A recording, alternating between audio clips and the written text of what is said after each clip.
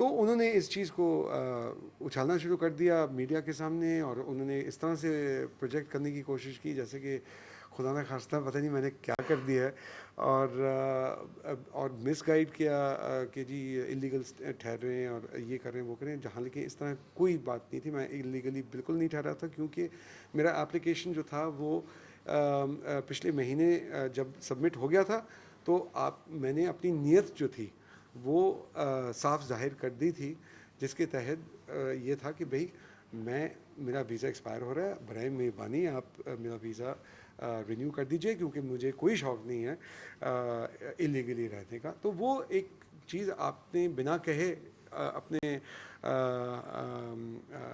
Action से आपने convey कर दी। तो फिर ये मामला जो था वो ज़्यादा बढ़ गया, और लोगों ने ये समझने लगे कि जैसे कि मैं कोई इलीगली ठहरा हुआ हूँ और मैं कुछ इलीगल चीज़ कर रहा हूँ जो मैंने कभी नहीं की। तो और मैं पहले दिन से ही कह रहा हूँ कि भाई मैंने अप्लाई कर दिया, मुझे कोई नहीं सुन रहा था उस वक्त। और तो फिर उन्होंने मामला जो था वो पॉलिटिकल भी हो गया थोड़ा सा। तो कोई बात नहीं, होता है लाइफ में। आप मानते हैं आपके इस पूरे मसले में कहीं ना कहीं पॉलिटिकल पार्टीज ने भी अपनी रोटी सेकी है? देखिए बात ये कि वो पॉलिटिक्स के बारे में तो मैं नहीं जानता, क्योंकि politics is a subject that is not mind. मैं पॉलिटिक्स नहीं जानता, वो राग दरबारी नहीं जानते, तो अच्छी बात है, वो अपना काम करें। मैं एज ए सेलिब्रिटी आपको इस चीज़ का नुकसान हुआ, आपका नाम? हाँ देखिए, वो तो ज़रूर है कि बिला वजह एक गलत किस्म की बयानी हुई जो नहीं होनी चाहिए थी, क्योंकि मैंने कोई गलती नहीं की थी। मैंने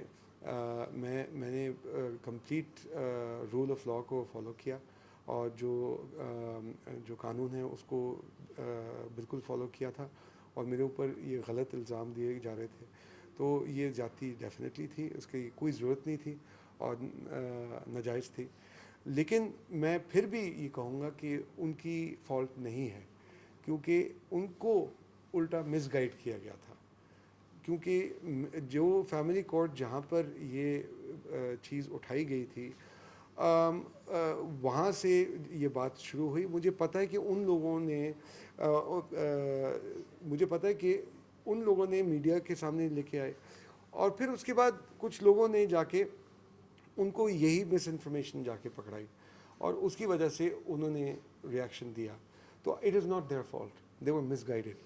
अब खुशखबरी ये भी आ रही है कि आप इंडियन रेजिडेंट होने जा रहे हैं, आपने अप्लाई किया? Citizenship, citizenship? हाँ जी, बिल्कुल मैंने अप्लाई किया है इंडियन सिटीजनशिप के लिए। और देखिए 14 साल तो हो ही गए मुझे यहाँ पे, तो ये घर तो ऑलरेडी मेरा है।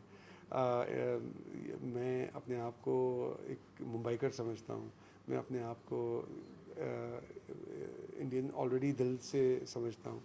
तो अब वो कागज़ी जो एक कार्रवाई है वो अब वो भी कंप्लीट होनी चाहिए, तो वो भी मैंने एप्लीकेशन डाल दी है, वो भी प्रोसेस में है। अदनान, 14 साल आपका इंडिया में जर्नी कैसा रहा?